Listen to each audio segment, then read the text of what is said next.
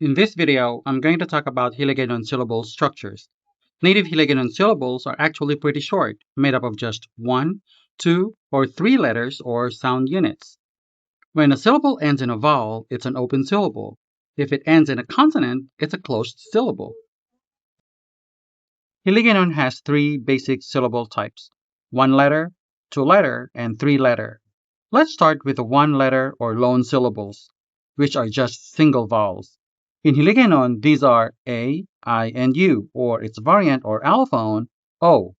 These single vowels can show up at the very beginning or the very end of a word.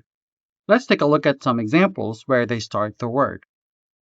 The first one here is ako, meaning I. Now let's syllabicate this word. Ako. The A here is its own syllable, ako, meaning this syllable here is composed of just 1 letter, and in this case, the vowel A. Other examples of standalone syllables with the vowel A that start a word include aga, aga, meaning morning. The A here at the beginning of the word is a standalone syllable, aga.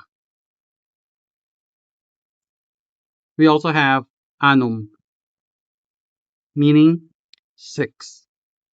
To syllabicate this word, you get a num. The first letter here is a vowel A, which is also a standalone syllable, anum. And now for the standalone syllable with the vowel I, we have ido, meaning dog. Ido is syllabicated like this, I, do, where the first syllable is a standalone vowel, I. So you have ido, ido. Other examples we have isog, meaning brave. So to syllabicate this word, you get isog, isog, where the letter I is the standalone vowel in this lone syllable. And the last example we have here for the vowel I as a standalone syllable is the verb inom, meaning to drink. This word is syllabicated as inom. As you can see, the letter I here is a lone syllable comprising this word inom. For the letter U as a standalone syllable, we have uling, meaning charcoal. Uling can be syllabicated as u-ling, where the letter U here comprises the lone syllable u. Now, when a single vowel syllable comes at the end of a word, it usually follows a syllable that ends in a consonant.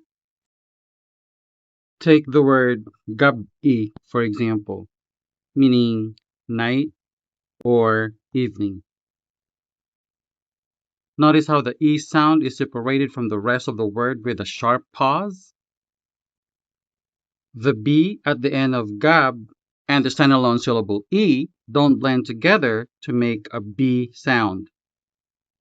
Instead, there's a glottal stop between them. Gab E. Notice the sharp pause. Gab E. In writing, we use a hyphen to show this pause, though some people just use a space. Gab E. Nothing here but space, but still pronounced as gab E. There is always a sharp pause whether you use a hyphen or a space. Again, gab E. Gab E. If you say it without the pause and say gabi instead, you're actually saying the Tagalog word for taro root, like the one in this picture. So make sure to say gabi with that sharp stop Otherwise, you'll accidentally turn the night, the Valentine's night, Christmas night, or New Year's night into a root crop, which may not be very bad after all, given its health benefits and everything. But going back, here are two more examples of this sudden pause followed by a standalone, vowel-only syllable. First up is sub-a, sub-a, which is a specific type of cooking banana, which you can see in the picture right here. Again, notice the sudden pause between the syllables. Sab-a. Saying saba would translate the Hiligaynon sab-a into Tagalog.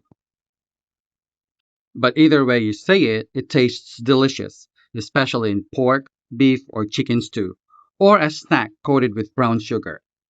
But do say sab-a when with Ilonggo friends. One more example we have here is sin-o, meaning who. Note the sharp pause between the two syllables, sin, and the standalone syllable, o, sin-o. If you don't pause between these two syllables here, it ends up sounding like sino, which is actually just the Tagalog version of who. Sin-o is Hiligaynon and sino is Tagalog. So when asking about people with Ilonggo friends, stick to sin-o. Sin-o. A vowel-only syllable may also follow a syllable that ends in a vowel. An example would be bao, meaning turtle. Bao has two syllables, ba and o. Ba ends in a vowel and followed by a lone syllable, which is also a vowel, in this case, o.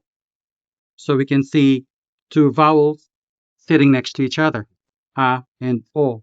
However, they belong to two separate syllables, a belonging to the first syllable and o being a standalone syllable. We also have to, meaning right, as opposed to left. To has two syllables, to and o. To ending in a syllable and followed by a standalone syllable, o. To o. Another example is loa, meaning a four-line folk poem. Loa is also composed of two syllables, lo and a. The syllable lo ending in the vowel o, followed by a vowel-only syllable, a. The stress in these examples, bao, to-o, and loa, falls on the lone syllables, o in bao, also o in to-o, and a in loa.